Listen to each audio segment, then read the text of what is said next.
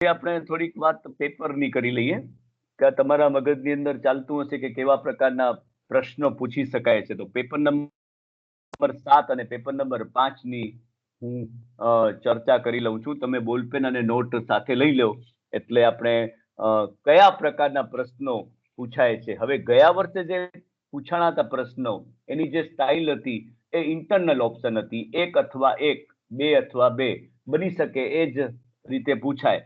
પણ છાપામાં કંઈક એવું આવ્યું હતું કે કદાચ જનરલ ઓપ્શન મળે એટલે કે 10 માંથી 5 લખો કે 14 માંથી 7 લખો તો પેપરની સ્ટાઇલ બદલાશે. તો પ્રશ્નો છે એ આ પ્રકારના હોઈ શકે છે. તો તમને તૈયારી કરવામાં વાંધો આવે નહીં. તો આપણે પેપર નંબર પહેલા 7 ની વાત કરીએ છીએ કે પેપર 7 ની અંદર કેવા પ્રકારના પ્રશ્નો પૂછી શકાય. તો સૌથી પહેલો પ્રશ્ન એવો મુકાયો છે ગયે વખતે કે સંપ્રદાય એટલે શું? તમે લખતા આવજો એટલે તમને એ આઈડિયા આવે અથવા ટીક કરી કેવા પ્રકારના પ્રશ્ન પૂછી શકાય છે. આજ પૂછાશે એવું નથી, પણ કેવા પ્રકારના પ્રશ્ન પૂછી શકાય છે એની આપણે વાત કરીએ. સંપ્રદાય એટલે શું અને તેના અસ્તિત્વના કારણો સમજાવો. સંપ્રદાય એટલે શું અને તેના અસ્તિત્વના કારણો. આ પહેલો પ્રશ્ન છે. એના અથવામાં વર્તનવાદના સિદ્ધાંતો સમજાવો. એના અથવામાં વર્તનવાદના સિદ્ધાંતો સમજાવો. એટલે વર્તનવાદમાં જે કાંઈ પણ વોટસને કરી છે વાત એ બધા સિદ્ધાંતોની વાત એમાં કરવાની. વર્તનવાદના સિદ્ધાંતો સમજાવો. બીજો પ્રશ્ન છે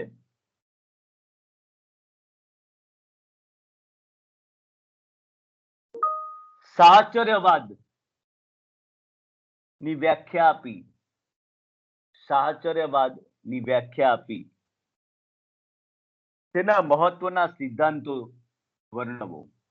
સાહચર્યવાદની વ્યાખ્યા આપી તેના મહત્વના સિદ્ધાંતો વર્ણવો.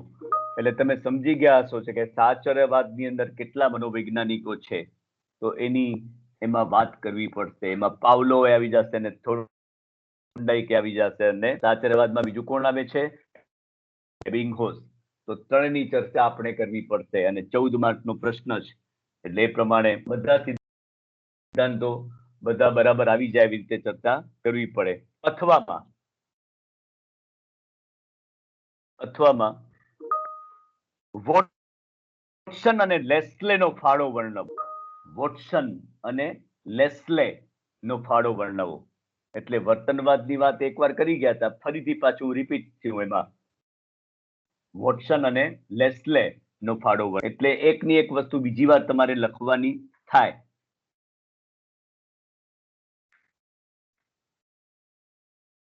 ત્રીજો પ્રશ્ન છે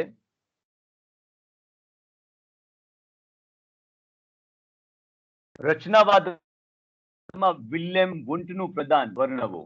રચનાવાદમાં વિલ્હેમ વુન્ટનું પ્રદાન વર્ણવો.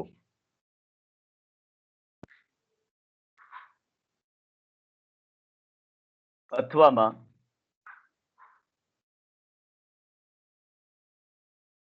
કાર્યવાદમાં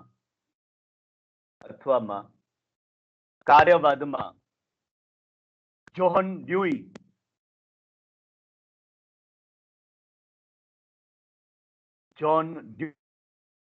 અને હાર્વે કાર નો ફાળો સમજાવો.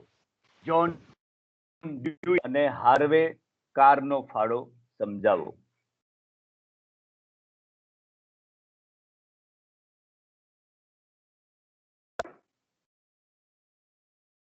ચોથો પ્રશ્ન છે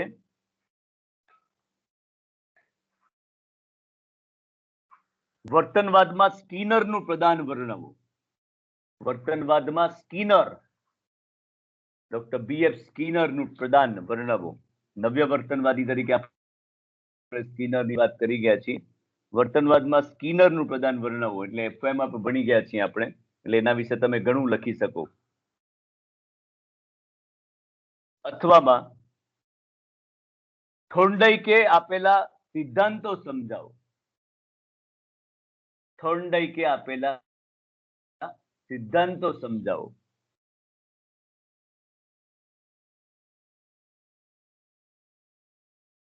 એટલે 4 પ્રશ્નો થયા. હવે 5મો પ્રશ્ન છે, ટૂંક નોંધ લખો કોઈ પણ 2.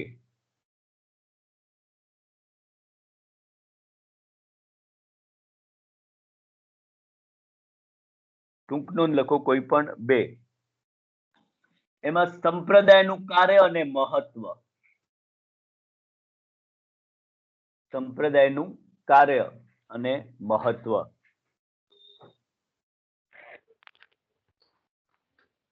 બીજું છે ઇવાન પાવલો ની ભૂમિકા. ઇવાન પાવલો ની ભૂમિકા.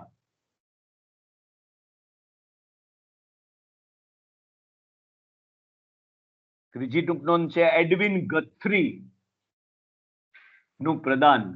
એડવિન ગથ્રી નું પ્રદાન.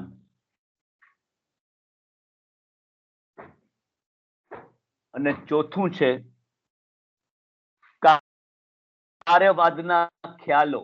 કાર્યવાદના ખ્યાલો. ફરીથી વાત કરું છું તમને કે આ જે પ્રકારના પ્રશ્નો છે, આવા પ્રકારના પ્રશ્નો આ રીતે પૂછી શકાય.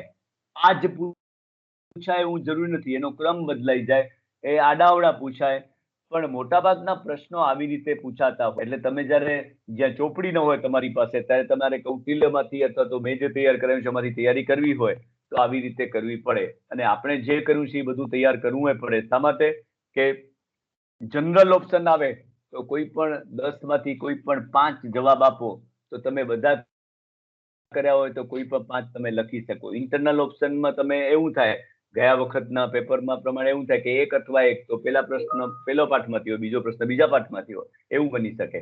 પણ જ્યારે જનરલ ઓપ્શનનો જો કોન્સેપ્ટ આવે, જે છાપામાં આવ્યું હતું કાલે, તો એમાં કદાચ એવું બની શકે કે 10 માંથી 5 લખવાના, એટલે તમે ગમે તે લખી શકો.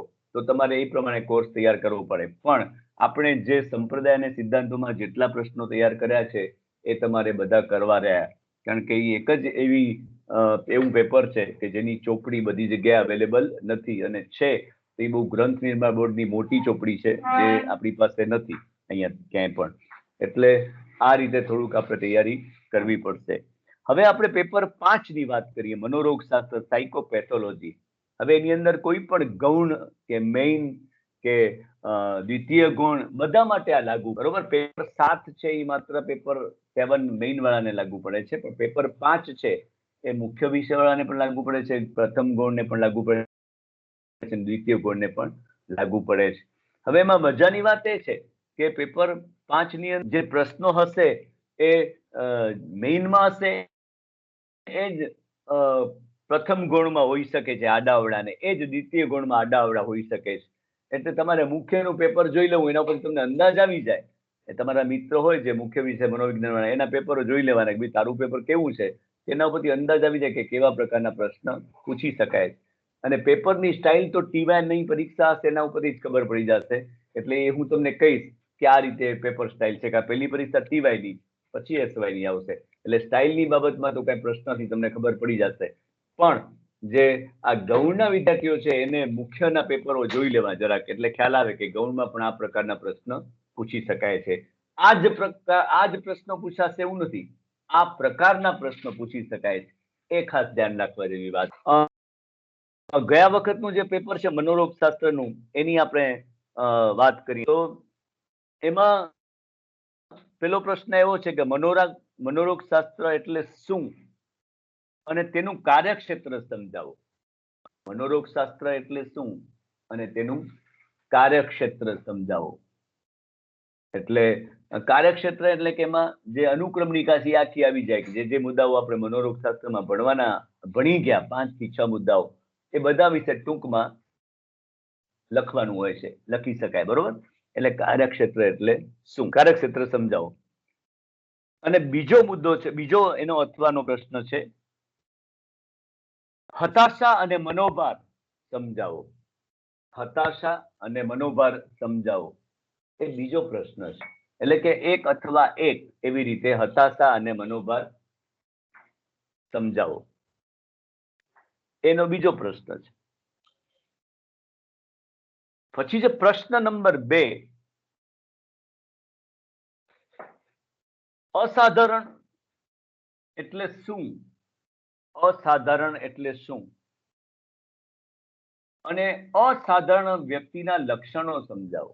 આપણે જે સાધારણ અસાધારણનો તફાવત જોઈ ગયા હતા, એમાં ખાલી એક જ પૂછવાનું છે કે અસાધારણ એટલે શું અને અસાધારણ વ્યક્તિના લક્ષણો સમજાવો, કે કેવા પ્રકારની વ્યક્તિ અસાધારણ હોય છે.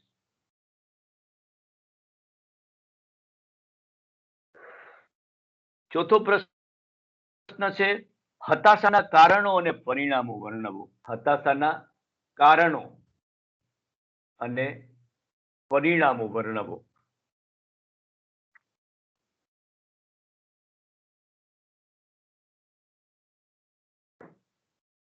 પછી ત્રીજો પ્રશ્ન છે દોષારોપક બચાવ પ્રયુક્તિઓ વર્ણવો.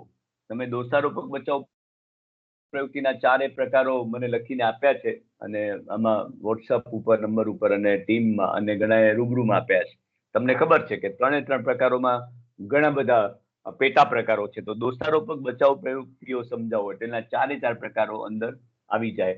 આપણે ખ્યાલ છે કે કયા છે દોષારોપકમાં? તો યૌક્તિકીકરણ છે, પ્રક્ષેપણ છે, બરોબર, પ્રક્ષેપણ, પછી ધ્યાન આકર્ષિત કરનારી પ્રયુક્તિ અને તાદાત્મ્યકરણ. આ દોષારોપક બચાવ પ્રયુક્તિના પ્રકારો છે. એના અથવામાં આક્રમક બચાવ પ્રયુક્તિઓ. આક્રમક બચાવ પ્રયુક્તિઓ છે એ પણ 5 પ્રકારો છે, આપણે ભણી ગયા, બરોબર.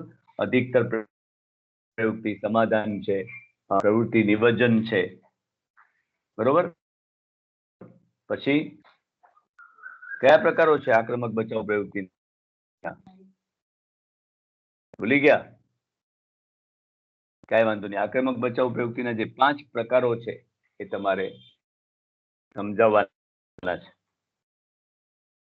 પછી આવશે ચોથો પ્રશ્ન છે વિકૃત ચિંતા અને વિકૃત ભય સમજાવો.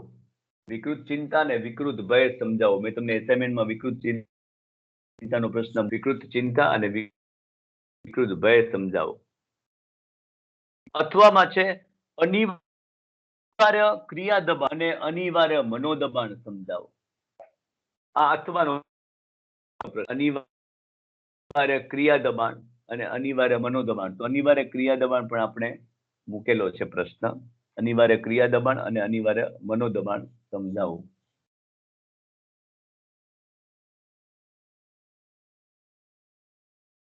કેટલા પ્રશ્ન થયા? 4 પ્રશ્ન થયા. હવે ટૂંક નોંધ લખો. એમાં કોઈ પણ 2. એમાં પહેલી છે સૌમ્ય મનોવિકૃતિની વ્યાખ્યા અને લક્ષણો. સૌમ્ય મનોવિકૃતિની વ્યાખ્યા અને લક્ષણો.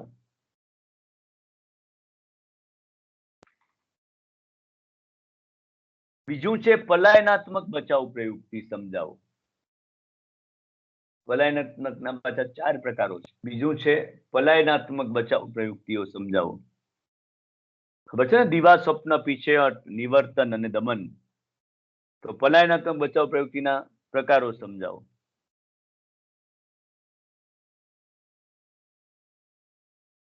પછી છે બચાવ પ્રયુક્તિનું કાર્ય. બચાવ કાર્ય. અને છેલ્લું છે મનોરોગ શાસ્ત્રનું સ્વરૂપ. છેલ્લું છે મનોરોગ શાસ્ત્રનું સ્વરૂપ. મનોરોગ શાસ્ત્ર અથવા તો અસાધારણ મનોવિજ્ઞાનનું સ્વરૂપ એ એક જ શબ્દ થાય. તો આ જે પ્રકારો છે બધા આવી ગયા. બચાવ પ્રયુક્તિના સૌમ્યવૃત્તિના પ્રકારો લગભગ આવી ગયા. તો આ પ્રકારના પ્રશ્નો પરીક્ષાની અંદર પૂછી શકાય છે. એટલે તમે વિદ્યાર્થીઓને વાત કરો કે તમે એને કહો તો તમે વાત કરી શકો કે આવા પ્રકારના પ્રશ્ન પૂછી શકાય છે. કારણ કે કોર્સ બદલ્યો છે એ પ્રમાણે પ્રકારના પ્રશ્નો વધઘટ થઈ શકે છે, ઉમેરી શકાય છે, ઘટી શકે છે.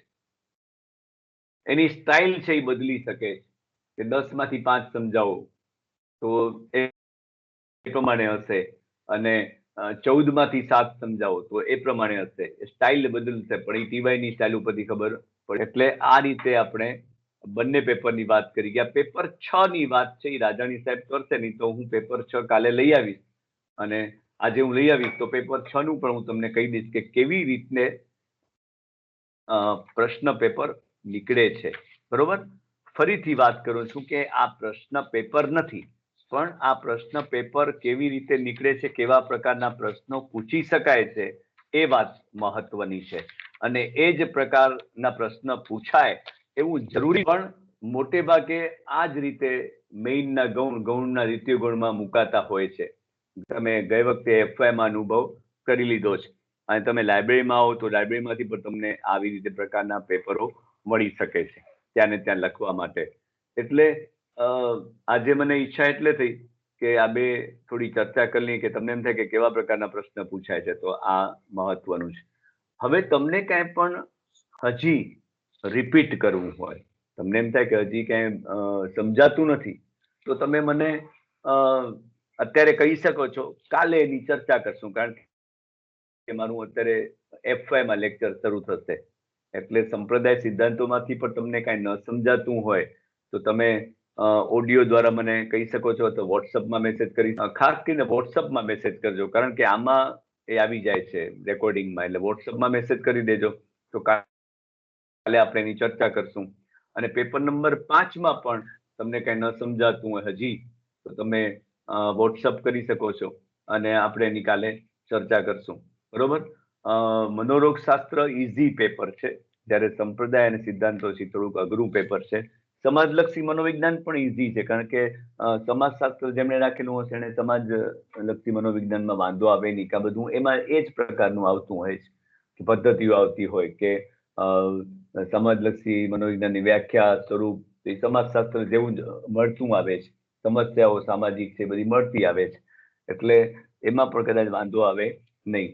તો આ રીતે આપણે થોડીક પ્રશ્ન કેવા પ્રકારના મૂકી શકાય એની ચર્ચા આપણે કરી. ફી ભરવાની તારીખ તમને ખબર હતી ને તમે ફોર્મ ભરવાની તમે ભરી ગયા હશો, અને કોલેજમાં આટો મારી જજો એકવાર, કારણ કે એકબીજાના પેપરો ફોર્મ ભરવામાં કઈ ભૂલ થઈ જાય તો પછી આપણે તકલીફ ભોગવવી પડે છે. બરોબર છે. તો હવે આપણે અહીંયા આ પૂરું કરીએ છીએ લેક્ચર. ખાલી આ માહિતી આપવા માટે જ મેં લેક્ચર. હા બોલો. તમે વોટ્સઅપ કરો એટલે હું જોઈ લઉં.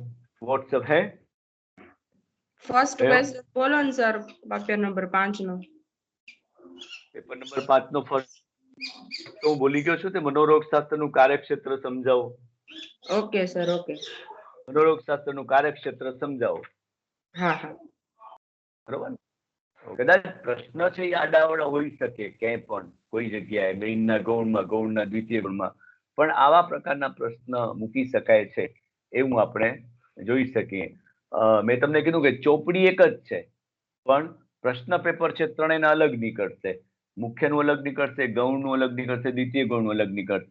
એટલે મુખ્યવાળાનું પેપર તમે જોઈ લો એટલે પ્રથમ ગૌણવાળાને ખબર પડી જાય કે કેવા પ્રકારના પ્રશ્ન છે, અને દ્વિતીય ગૌણને તો સાવ ખબર પડી જાય, કારણ કે મુખ્યનું એ જોયું હોય અને પ્રથમ ગૌણનું જોયું હોય એટલે એને પ્રશ્નની સાવ ખબર પડી જાય કે આ પ્રકારના પ્રશ્ન પૂછી શકાય છે. મોટે ભાગે પ્રશ્નો છે એ મોટે ભાગે રિપીટ થતા હોય છે, એટલે વાંધો નથી આવતો. તમે એફવાયમાં અનુભવ્યું હશે, બધામાં એવું નથી પણ આ વિષયમાં કદાચ એવું બને છે, તો તમારે એ રીતે થોડુંક જોઈ લેવું પડે. બરોબર. તમારા મિત્રો એવા રાખવાના કે જે મેઇન વાળા હોય અને ગૌણ વાળા હોય, તો એકબીજાના પ્રશ્ન પેપરની આપણે આગલે દિવસે ખબર પડી જાય, તો એવા પ્રકારના પ્રશ્નો તૈયાર થઈ શકે. બરોબર છે.